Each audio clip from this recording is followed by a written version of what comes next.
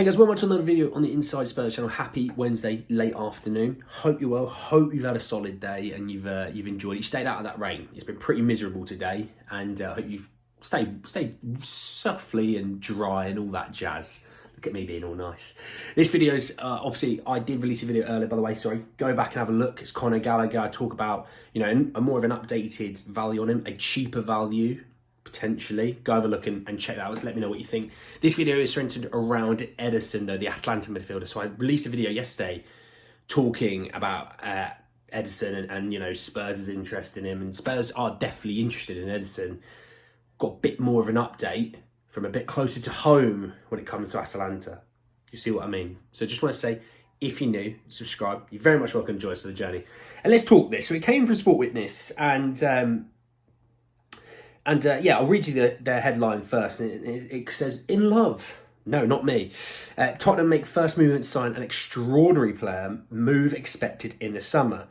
2 days ago, Gazzetta dello Sport reported Tottenham Hotspur following Atalanta star Ederson. He scored 6 goals and registered an assist from 30 games this season. His finest plays and profile attracted a Premier League sides who are in love with Ederson, and that includes North London club.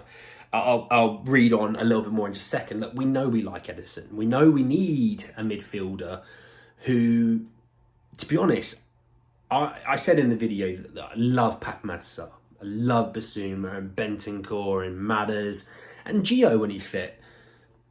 Key point there, when he's fit. We don't seem to get enough goal contributions at times, though.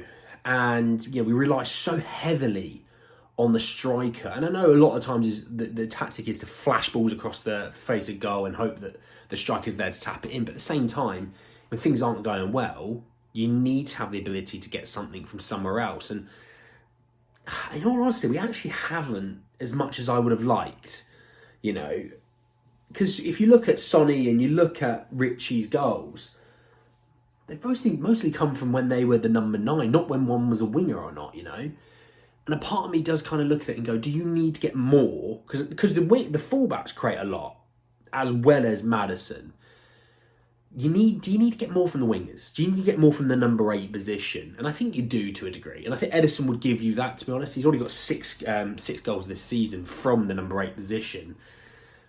I think he could probably get you that somewhere between 6 and 10 in that team. And if in the league, if he got you somewhere between 8, 9 goals, I think that'd be really good from the number 8 position. You get, 20 from the striker. Let's say you get, 8 to 10 from the wings. You get Maddison, who's going to probably give you 10. 20, 10, 30, 40, 50. It's not outrageous, is it? But I think we need to get a little bit more. So let me read you on. And it says, the Brazilian's extraordinary talent has caught the attention of Spurs. The report further adds Ange Postecoglou's side and a few other English clubs have begun to move the first and cautious pawns in a chess match. For Ederson, Tutto Atalanta question who convinced the Italian club to let go of the South American and at what price. The website states that this will depend on the ambitions and strategies of the parties from England, including Tottenham. And I'll read that last bit, and it basically says the interested parties, they'll need at least 50 million euros for him. So let's call it 45 million pounds. We've been banded around a figure of around somewhere between 45 and 50 million euros, and I think that's probably what it would take, about 40 to 45 million pounds.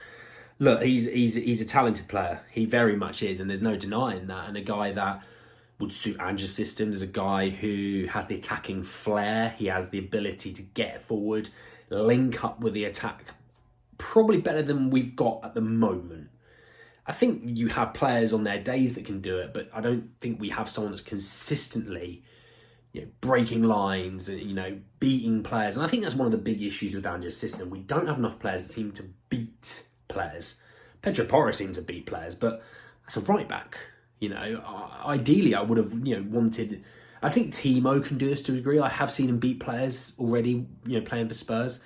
You don't see Kulusevski beating players. You don't see Johnson is a weird one because he's got so much pace. It just doesn't feel like he uses it enough. And I don't, you're not seeing Sonny beat players out on the wing. You don't see Richie out on the wing beating players. So I think there's something that we miss is a guy who can just go past someone. I think Ederson can give you that a little bit. I think Ederson's tricky enough to give you that a little bit.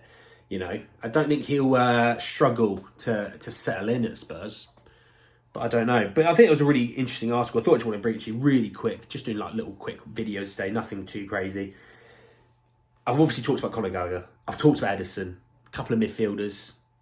Tell me who you want out of the both of them. I'm interested to know. Obviously, I've got another video coming out shortly talking about Joe Garner. What are my thoughts about him as well, you know. But out of the two of those, who are you going for and why?